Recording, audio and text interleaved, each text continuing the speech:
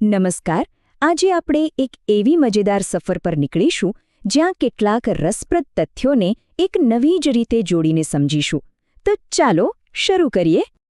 વિચાર તો કરો, એક પ્રાચીન પથ્થર પરનો લેખ અને આકાશમાં ફરતો આધુનિક સેટેલાઇટ. આ બંનેમાં શું સરખું હોઈ શકે? સવાલ થોડો અજીબ લાગે છે ને? પણ વિશ્વાસ કરો, આનો જવાબ આપણા ભૂતકાળ અને ભવિષ્ય વચ્ચેની એકદમ મજબૂત કડી ખોલી નાખશે. જોડાયેલા રહો, જવાબ બહુ જલ્દી મળશે. સૌથી પહેલા ચાલો ને સમયમાં થોડું પાછળ જઈએ અને આપણા ઇતિહાસના કેટલાક સુવર્ણ પાના ફેરવીએ. ઓકે, તો અહીં કેટલીક જોડીઓ છે જે ઘણીવાર ગૂંચવણ ઊભી કરે છે, ખાસ કરીને પરીક્ષાઓમાં. ચાલો એને બરાબર યાદ કરી લઈએ. મોહમ્મદ બેગડાનો શિલાલેખ એ છે જૂનાગઢમાં, કીર્તિ તોરણ વડનગરમાં, રુદ્રમહાલય સિદ્ધપુરમાં છે અને હોશંગશાહનો મકબરો માંડુમાં. આને બસ મગજમાં ફિટ કરી લેજો. અને હવે વાત કરીએ ખજુરાહોની. આ જે ભવ્ય મંદિરો આપણે જોઈએ છીએ ને, એની પાછળ ચંદેલ રાજપૂતોનો હાથ હતો. એમની કલાકારી અને વાસ્તુકળા તો જુઓ, આજે પણ આપણને વિચારતા કરી દે છે. જબરદસ્ત. આ પણ એક કમાલની વાત છે. જરા કલ્પના કરો, એક જ સમયગાળામાં હેમચંદ્રાચાર્ય જેવા મહાન વિદ્વાન અને સિદ્ધરાજ જયસિંહ જેવા શક્તિશાળી શાસક. એ સમય ખરેખર ગુજરાત માટે જ્ઞાન અને સમૃદ્ધિનો સુવર્ણ યુગ હતો. ચાલો હવે ઇતિહાસમાંથી બહાર આવીને આપણે ગુજરાતની ધરતી અને એની અનોખી પ્રકૃતિ તરફ આગળ વધીએ. ગુજરાતની પ્રકૃતિ પણ કમાલની છે. જેમ કે ફ્લેમિંગોનું સૌથી મોટું ઝુંડ ક્યાં જોવા મળે? સીધો જવાબ છે કચ્છના રણમાં. અને જે પર્વતીય વિસ્તારો છે ત્યાંની જમીનમાં હ્યુમસ એટલે કે જૈવિક દ્રવ્યો ભરપૂર હોય છે. અને હા, આપણું પ્રાચીન બંદર લોથલ એ ભોગાવો નદીના કિનારે વસેલું હતું. વિચારો તો તે સમયે વ્યાપાર માટે આ જગ્યા કેટલી મહત્વની હશે. હવે ભારતની નદીઓ વિશે એક રસપ્રદ વાત.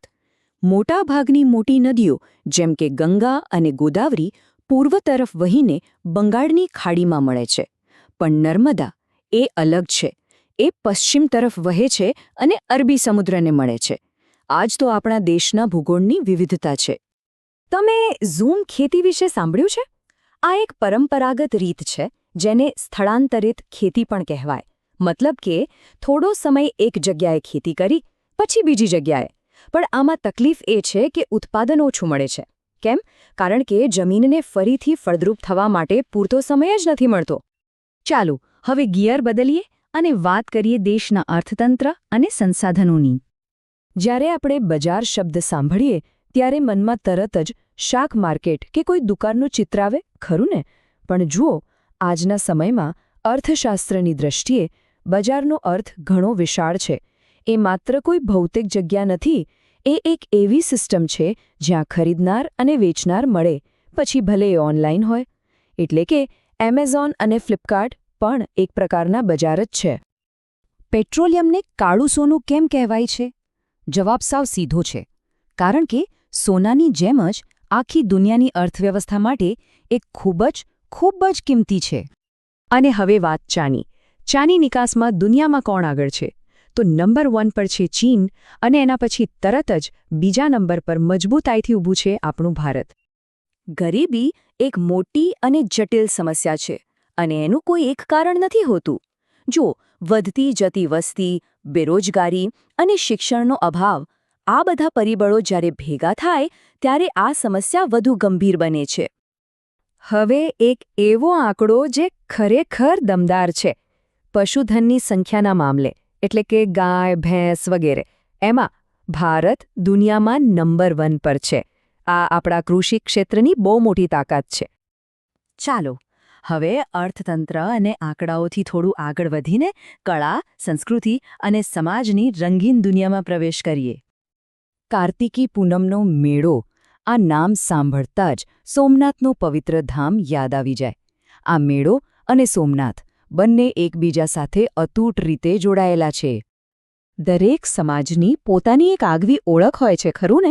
જેમ કે બનાસકાંઠાના વાવ તાલુકાનો ઠાકોર સમુદાય અને તેમનું મેરાયું નૃત્ય. આ માત્ર એક ડાન્સ નથી, પરંતુ એમના સમુદાયની સંસ્કૃતિનો જીવંત ધબકાર છે.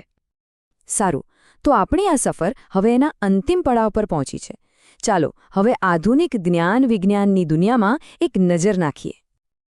આધુનિક ભારતે પણ ઘણા સીમાચિહ્નો સર કર્યા છે. યાદ કરો 1975માં આર્યભટ્ટનું પ્રક્ષેપણ. એ ભારતનો પહેલો ઉપગ્રહ હતો. ત્યારથી લઈને આજ સુધી આપણે ક્યાં પહોંચી ગયા? દર 10 વર્ષે થતી વસ્તી ગણતરી આપણને દેશનો અરીસો બતાવે છે. અને આજે તો આપણે સિલિકોન યુગમાં જીવી રહ્યા છીએ, જ્યાં કમ્પ્યુટર અને ટેકનોલોજી માટે સિલિકોન ખનીજ વગર ચાલે જ નહીં. અને લો, અહીં આપણને આપણા પહેલા સવાલનો જવાબ મળી ગયો. એક પ્રાચીન શિલાલેખ અને એક આધુનિક ઉપગ્રહ.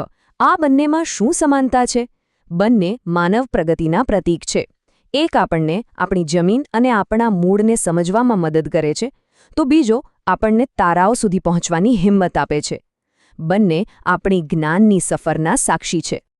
તો આ બધી માહિતી, આ બધા તથ્યો, એનો અર્થ શું? ભૂતકાળ અને વર્તમાનનું આ જ્ઞાન આપણને એક બહેતર ભવિષ્ય બનાવવા માટે કઈ રીતે મદદ કરી શકે છે? આ એક એવો સવાલ છે જેનો જવાબ આપણે સૌએ સાથે મળીને શોધવાનો છે.